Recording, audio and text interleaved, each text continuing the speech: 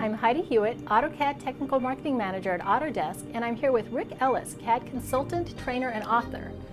Rick, do you take advantage of parameters, parametric constraints, within block definitions in AutoCAD? Absolutely. This is one of the really powerful parts of parametric drawing.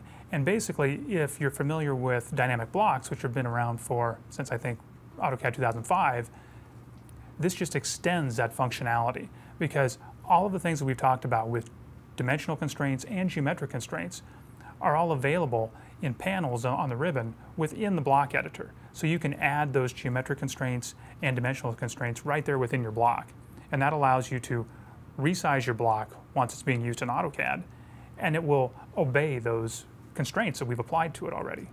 So you can now have multiple block definition, a single block definition that has multiple purposes or multiple sizes. Absolutely. And a real simple example, I've worked with civil engineers who want to have catch basin blocks, and they may have multiple sizes of those catch basins, which is really nothing more than a rectangle for the block that they use.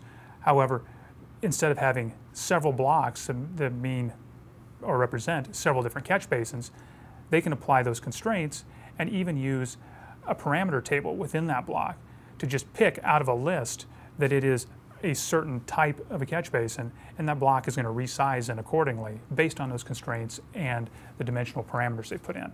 And so that kind of helps limit their options to something that's reasonable or standard. Exactly. You have an option actually to limit the block only to sizes that are in the list. So a new user won't just go in and randomly stretch it so that it's some goofy size that isn't realistic and then is going to cause problems when they're trying to put it in the field.